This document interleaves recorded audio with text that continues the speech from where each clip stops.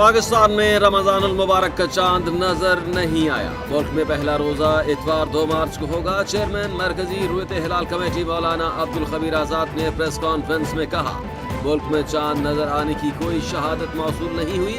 تمام زونل کمیٹیوں نے بھی اپنے فیصلے سے آگاہ کیا۔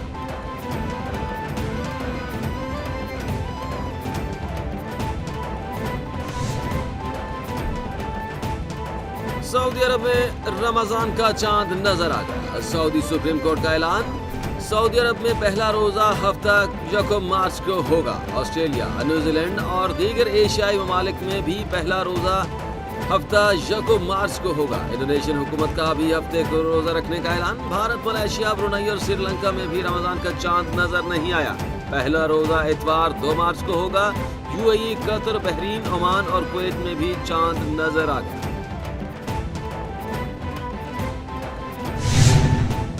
مصطفیٰ عامر قتل کیس، گواہوں کا عدالت میں بڑا انکشاف۔ مصطفیٰ عامر قتل کیس کے مرکزی ملزم ارمغان اور اس کے ساتھی شیراز کے جسمانی ریمانڈ میں مزید 5 دن کی توسیع کر دی گئی ہے۔ ملزم ارمغان نے پولیس پر الزام لگایا کہ اسے نہ کھانا دیا جاتا ہے اور نہ واش روم جانے کی اجازت ہے۔ یہ سن کر انسداد دہشت گردی عدالت کے جج نے کہا کہ 10 دن تک باتھ روم جانے والا انسان کھڑا بھی نہیں ہو سکتا۔ اس کے علاوہ جوڈیشل مجسٹریٹ کے سامنے ملزم ارمغان کے گرفتار دونوں ملازمین کے بیانات ریکارڈ کر لیے گئے ہیں۔ گواہوں نے 6 جنوری کو ملزم ارمغان کے گھر پر ہونے والے تمام واقعے کی تفصیلات بیان کر دی اور دونوں ملزمان کو شناخت بھی کر لیا۔ ملزم ارمغان کے ملازمین غلام مصطفیٰ اور زہیب نے بطور گواہ اپنے بیان میں بتایا کہ 6 جنوری کی رات 9 بجے ایک لڑکا آیا۔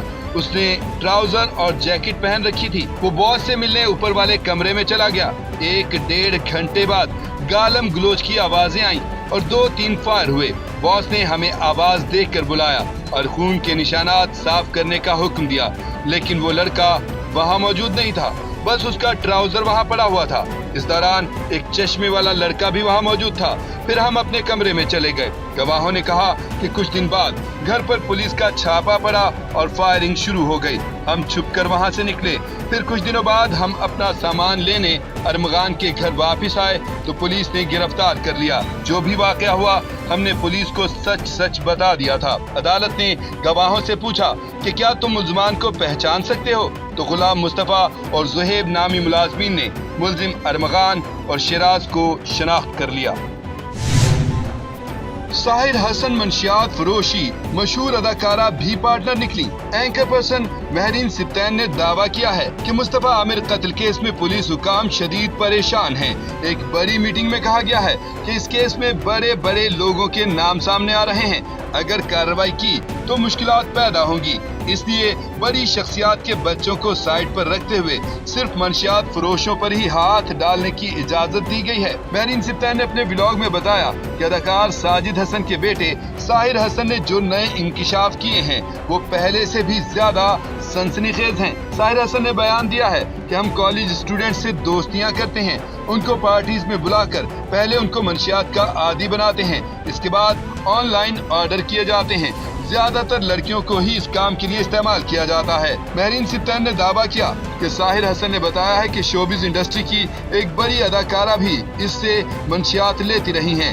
اس کے علاوہ ایک اور اداکارہ بھی ڈرگز کی بڑی گاہک ہے۔ یہ اداکارہ ساحر حسن سے ہر ماہ لاکھوں روپے کی منشیات خریدتی ہے اور مختلف پارٹیوں میں اس کو سپلائی کرتی ہے۔ ان پارٹیز میں بڑے اداکار آتے ہیں، لیکن پولیس نے فیصلہ کیا ہے کہ ہاتھ صرف ان پر ڈالا جائے جو ڈرگ ڈیلرز ہیں۔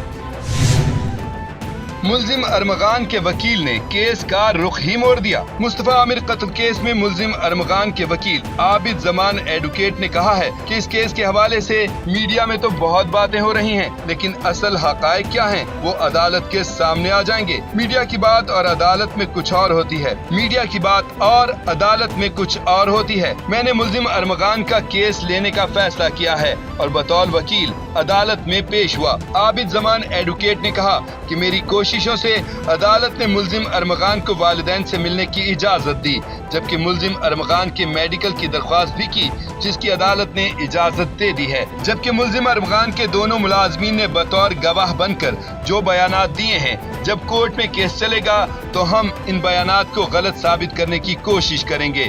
ہمیں یہ بیانات کسی حد تک فیور دے جائیں گے اور چیزیں پروسیکیوشن کے خلاف چلی جائیں گی۔ عابد زمان ایڈوکیٹ نے کہا کہ میڈیا نے ملزم ارمغان کو ڈرگ سپلائر بنا کر پیش کیا، لیکن ایسی کوئی چیز ثابت نہیں ہوئی۔ پہلا الزام ہی غلط ثابت ہو چکا ہے۔ اس کے علاوہ غیر قانونی کال سینٹر چلانے کی خبریں بھی محض باتیں ہیں، جبکہ گھر میں 40-50 گارڈز کی موجودگی کی نیوز بھی پھیلائی گئیں جو کہ فیک ہیں۔ پولیس چھاپے کے دوران ایک بھی گارڈ وہاں موجود نہیں تھا۔ ارمغان نے 4 گھنٹے تک پولیس کے ساتھ فائرنگ کا مقابلہ کیا، یہ بھی جھوٹ ہے۔ یاری گینگ وار میں بھی ایسا نہیں ہوتا تھا۔ انہوں نے کہا کہ میڈیا ریٹنگ کے لیے باتیں نہ کرے۔ میں مصطفیٰ عامر قتل کیس کی بات نہیں کرنا چاہتا، جو بھی بات کروں گا وہ عدالت کے روبرو ہوگی۔ پی ٹی آئی کی خفیہ رپورٹ، چٹا بٹا کھل گیا، منصور علی خان کی تہلکہ خیز خبر۔ سینئر تجزیہ کار منصور علی خان نے پی ٹی آئی کی اندرونی رپورٹ سامنے لا کر سیاسی کھلبلی مچا دی ہے۔ انہوں نے بتایا کہ رپورٹ کے مطابق ثوابی جلسے کے لیے پی ٹی آئی رہنما علی محمد خان اپنے حلقے سے ایک بھی کارکن نہیں نکال سکے۔ ایم این اے مجاہد خان اور سینیٹر ذیشان خان بھی تنہا جلسہ گاہ پہنچے۔ رپورٹ میں سابق صوبائی وزیر عاطف خان کے 1500 کارکنوں کے ساتھ جلسے میں شرکت کی تصدیق کی گئی ہے۔ سوشل میڈیا پر ہزاروں کارکنوں کا دعویٰ کرنے والے وزیر خوراک ظاہر شاہ صرف 400 افراد لے کر آئے تھے اور مشیر صحت احتشام علی بھی مشکل سے 300 بندہ اکٹھا کر سکے، جبکہ مردان کے تمام قومی اور صوبائی حلقوں سے 4490 کارکنوں نے ثوابی جلسے میں شرکت کی۔